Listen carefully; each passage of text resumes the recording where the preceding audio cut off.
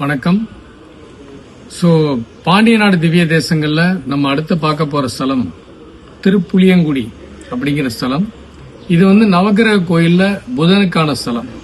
இங்க உள்ள சுவாமி பேரு, பெருமாளுடைய பேரு பூமி பாலன். அதை விட எனக்கு ரொம்ப பிடிச்ச பேரு காய்சின வேந்தர்.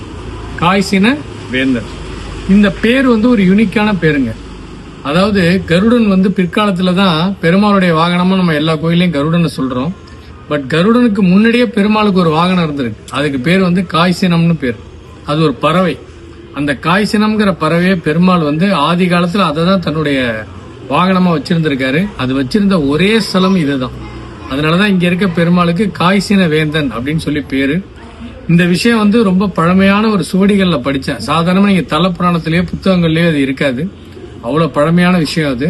ஸோ அந்த காய்சினம்ங்கிறது பெருமாளுடைய ஒரு வாகனம், அப்படி ஒரு பறவை இருந்ததுங்கிற விஷயம் ஒரு எக்ஸ்க்ளூசிவான விஷயம். நீங்க எல்லாருக்கும் அதை சொல்லுங்க.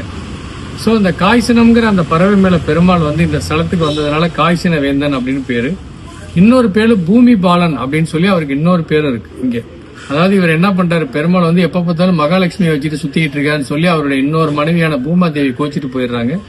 ஸோ அவங்களுக்கு முக்கியத்துவம் கொடுத்து அவங்கள திரும்ப இங்க அழைச்சிட்டு இந்த ஸ்தலத்துக்கு அழைச்சிட்டு வந்தது ஐதீகம். ஸோ பூமாதேவியை கோபத்தை நீக்கி மீட்டு கொண்டு வந்ததுனால இந்த இடத்துக்கு பூமி பாலன்னா அவருக்கு பேர் இருக்கு. இந்த கோவில் பொறுத்த வரைக்கும் இது புதன், அதாவது உங்களுக்கு தெரியும் மிதுன ராசிக்கும் கன்னி ராசிக்கும் அதிபதி புதன். புதன் பகவானுடைய ஒரு அனுகிரகம் இருந்தாதான் நல்ல ஒரு தொழில வளர்ச்சி, நல்ல பேச்சு திறமை, நல்ல படிப்பு, கல்வி, உத்தியோகம், இது எல்லாத்துலயுமே நிறைய வளர்ச்சிகள் கிடைக்கும். ஸோ அந்த புதனுக்கு அதிபதியா பெருமாள் இங்க இருக்காரு.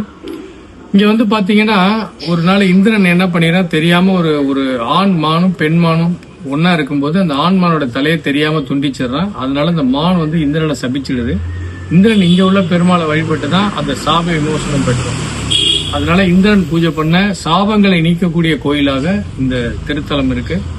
ஸோ இந்த திருத்தலத்துல நீங்க அதே மற்ற கோயில் மாதிரி தான் இறங்கி உள்ள போனீங்கன்னா கருடாழ்வாரை பார்த்துட்டு உள்ள போனீங்க அப்படின்னா மூலஸ்தானத்துல இங்க இருக்க பெருமாள் புஜங்க சயனத்துல இருக்காரு. புஜங்க சயனத்துல இருக்காரு.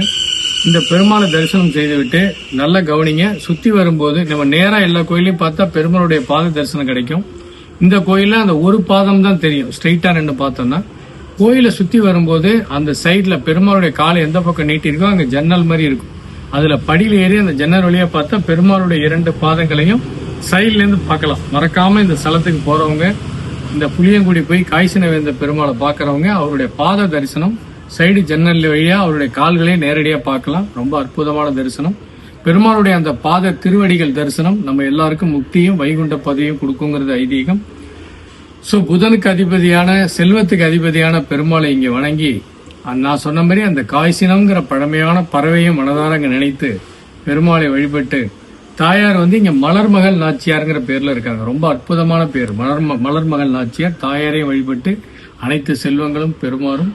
புதனுக்கு சம்பந்தமான விஷயங்கள்ல உள்ளவங்க அதுல நிறைய வெற்றி பெறுமாறும் உங்கள் அன்பு திருவடி சரவணன் அன்போடு கேட்டுக்கொள்கிறேன். நன்றி.